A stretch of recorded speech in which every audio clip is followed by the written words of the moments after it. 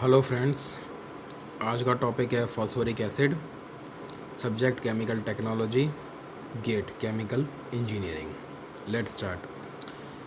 तो भाई, phosphoric acid जो होता है एक कलरलेस सीरपी लिक्विड होता है which form dihydrate with water.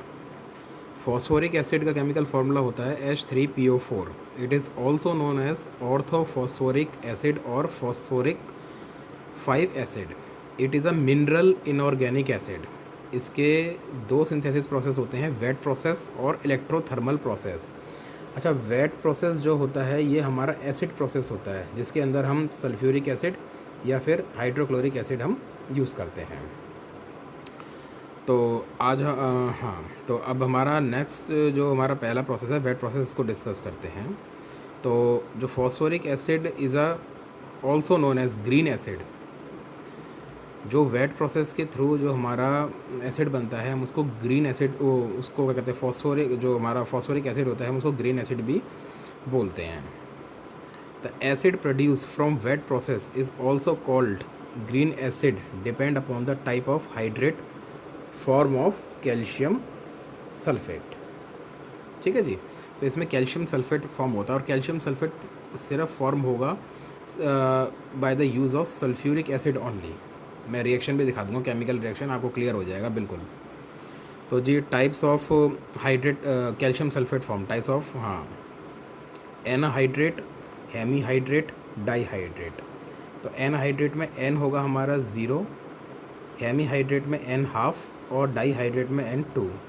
तो एन जब 0 होगा require high temperature and offers corrosion. N half होगा give acid of high purity और concentration without need of concentration step. और n इज इक्वल टू 2 होगा तो simple in use and handle wide variety of phosphate rock in process. Okay, तो ये type of हमारे जो ये कैल्शियम सल्फेट बनता है जो हमारा, ये उनके टाइप से कौन सा टाइप ऑफ हाइड्रेट बन रहा है during the reaction in wet process. और ये बनेगा सिर्फ सल्फ्यूरिक एसिड के यूज़ करने पे ही। तो the hydrate form is controlled mainly by temperature and acid concentration. जो हमारा जिस टाइप का हाइड्रेट बनेगा ड्यूरिंग द रिएक्शन वो हम कंट्रोल कर सकते हैं बाय टेम्परेचर और एसिड कंसंट्रेशन। तो ये रही जी हमारी रिएक्शन। इसको कहते हैं हम फ्लोरापेटाइट। ये फ्लोरापेटाइट है, Ca10F2PO4 6 जो है ये fluorapatite, one of the ore of phosphorus and calcium.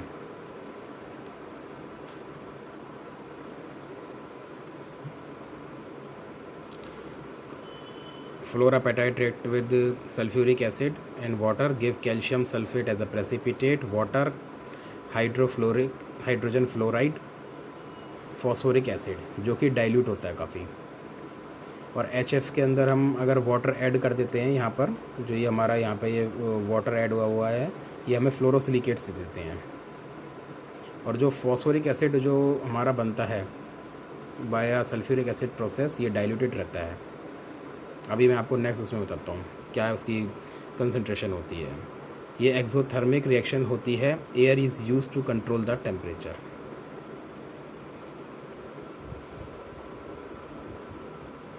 Calcium sulphate और फॉस्फोरिक एसिड बनता है, ये लिक्विड फेस होता है।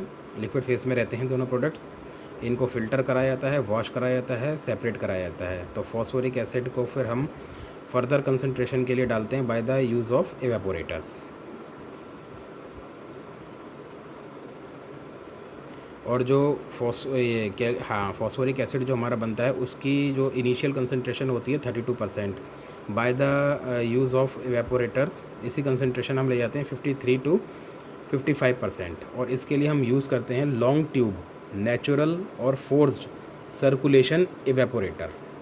आई रिपीट, लॉन्ग ट्यूब नेचुरल और फोर्स सर्कुलेशन एवेपोरेटर।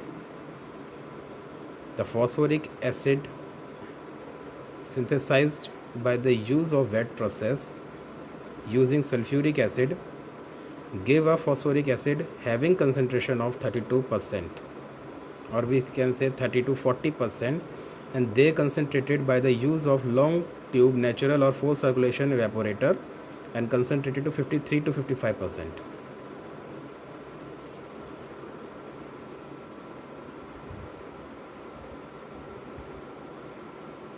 होप ये क्लियर हो गया होगा आपको. अब मैं आपको इसका जो reactor wet process sulphuric acid के मैं आपको ये रिएक्टर के लिए वो कंडीशन देता हूँ मैं. टेम्परेचर रहेगा इसके लिए 75 to 80 डिग्री सेल्सियस. टाइम रहेगा 4 to 8 आवर्स. ये एक्सोथर्मिक रिएक्शन है. रिएक्टर्स को एयर कूल कराया जाता है. ओनली एयर कूल रहता है इसके अंदर.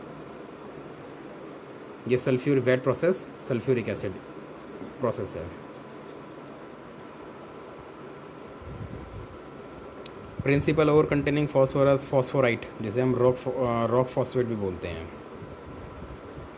Phosphorite, rock phosphate, calcium phosphate Ca3PO4 calcium phosphate. अच्छा साहब, अब आ जाते हैं हाइड्रोक्सीपेटाइट. इसका केमिकल फॉर्मूला ये है Ca3PO4 2 calcium hydroxide. Fluorapatite Ca10F2PO4 6 chlorapatite Ca3PO4 2 calcium chloride. Bone ash calcium phosphate of 60% concentration of phosphorus.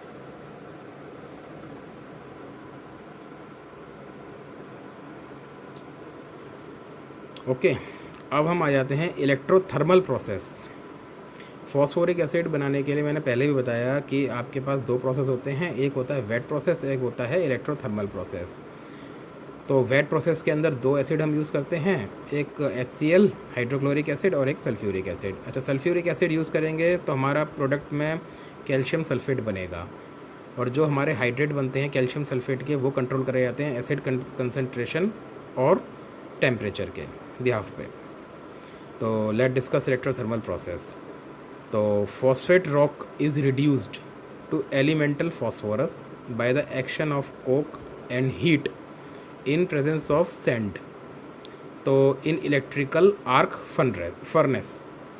तो इससे क्या होगा कि फॉस्फोरस हमारा ऑक्सीडाइज हो जाएगा और फॉस्फोरिक P2O5 दे देगा, फॉस्फोरस ऑक्साइड दे देगा हमारा. एंड विच एन हाइड्रेशन, जो कि P2O5 को हम वाटर के साथ रिएक्ट कराकर फॉस्फोरिक एसिड ऑब्टेन कर लेंगे.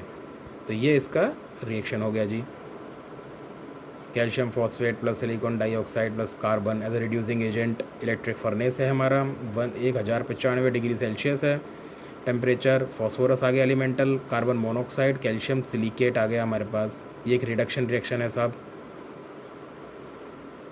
फिर एक इसके अंदर ऑक्सीडेशन रिएक्शन होती है. Phosphorus plus carbon monoxide plus oxygen, ये दे देगा phosphorus pentaoxide and carbon dioxide. फिर हाइड्रेशन रिएक्शन में क्या हो जाएगा, P2O5 plus water, phosphoric acid मिल गया हमें. 87 to 90% इसकी ईल्ड 87 to 92% इसकी yield.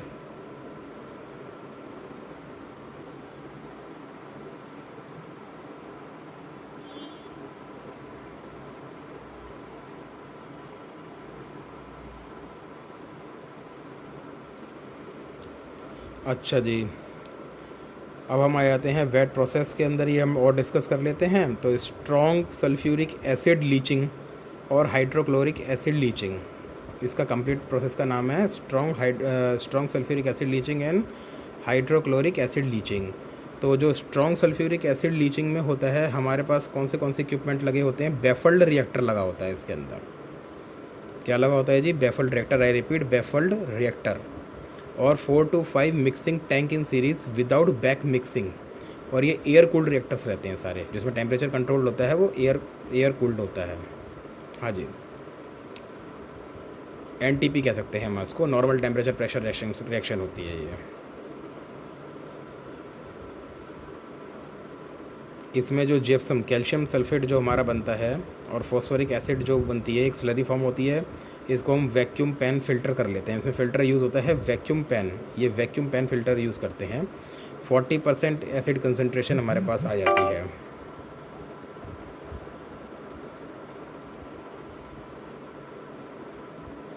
Single effect evaporator use होता है हमारा. 40% एसिड से हमारा 50% एसिड कंसनट्रेशन, उससे मोर देन 50% एसिड कंसनट्रेशन हमारे पास आ जाता है जी.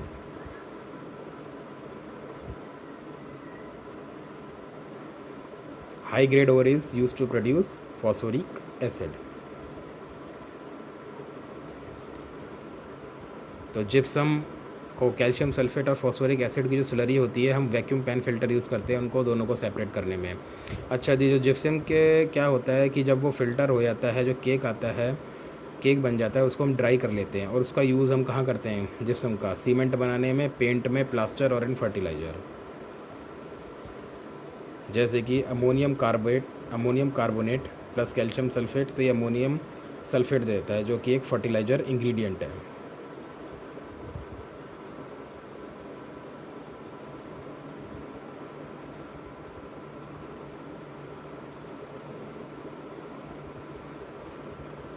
तो लास्ट प्रोसेस रह गया इसका HCl प्रोसेस। इसमें भी वही है, कैल्शियम फॉस्फेट हम यूज़ करते हैं और HCl के साथ रिएक्शन कराते हैं इसका। हाँ जी, रॉक फॉस्फेट का रिएक्शन कराते हैं हम HCl के साथ, वाटर है, और इसमें फॉस्फोरिक एसिड और कैल्शियम क्लोराइड हमें मिलता है एज अ बाई प्रोडक्ट। इसके अंदर जो HCl के अंदर हमें कैल्शियम क्लोराइड जो मिलता है एज अ बाई प्रोडक्ट मिलता है, ध्यान रखिएगा। सल्फ्यूरिक एसिड के अंदर हमें क्या कहते हैं, कैल्शियम सल्फेट मिला था, इसमें हमें कैल्शियम क्लोराइड मिला है। तो phosphate rock of high phosphorus penta oxide content used greater than 30% to acid to avoid excessive acid consumption. The phosphate rock of high phosphorus penta oxide contents is used 30% greater than 30% to avoid excessive acid consumption. Organic C4 or C5 alcohol solvents are used to extract phosphoric acid from calcium chloride solution.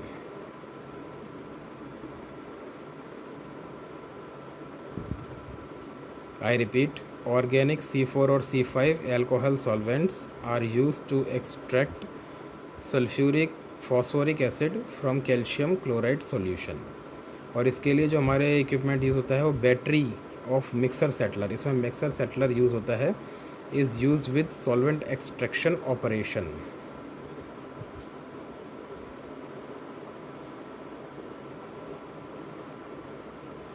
Gives phosphoric acid having concentration of 80%। तो सबसे ज़्यादा इसमें phosphoric acid की जो concentration जो हमें किस process से मिलती है? HCl से, जहाँ पे वो 50 से 55 की जो हमें सल्फ्यूरिक एसिड से कंसनट्रेशन मिल रही थी फॉस्फोरिक एसिड की, इस HCl प्रोसेस से हमें 80% की कंसनट्रेशन मिल रही है सर। और सबसे ज़्यादा हाई यील्ड प्रोसेस होगा इलेक्ट्रो थर्मल प्रोसेस, जो कि हमें 92% तक हमें यील्ड दे देता है।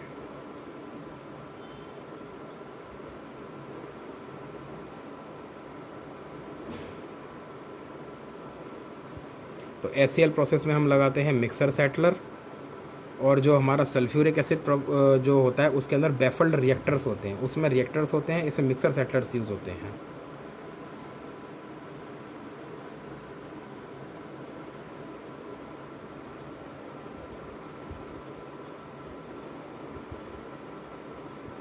तो HCl प्रोसेस के अंदर जो हम रॉक फॉस्फेट जो हम यूज़ करते हैं उसके अंदर जो फॉस्फोरस पेंटाऑक्साइड या फॉस्फोरस ऑक्साइड का जो हमारा कंसनट्रेशन होता है वो काफ़ी हम हाई कंसनट्रेशन का यूज़ करते हैं। क्यों? क्योंकि हमें जो हमारा जो एसिड होता है वो हमें कम लगेगा उसको डाइजेस्ट वगैरह करने में।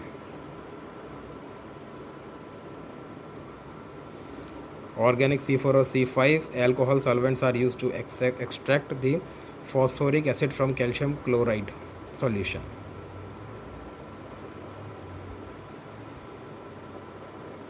तो बस इसमें जी 2 प्रोसेस होते हैं। Phosphoric summary of the process यही है कि फॉस्फोरिक एसिड को बनाने को क्या कहते हैं, हमारे 2 प्रोसेस होते हैं, वेट प्रोसेस और इलेक्ट्रोथर्मल प्रोसेस। वेट प्रोसेस में 2 होते हैं, sulphuric acid and hydrochloric acid use होता है, और उसमें इलेक्ट्रोथर्मल प्रोसेस में इलेक्ट्रिक आर्क फर्नेस होता है।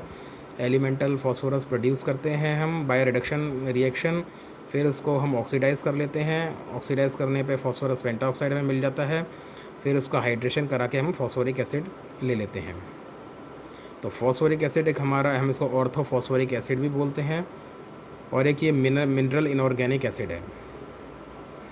Okay, thank you.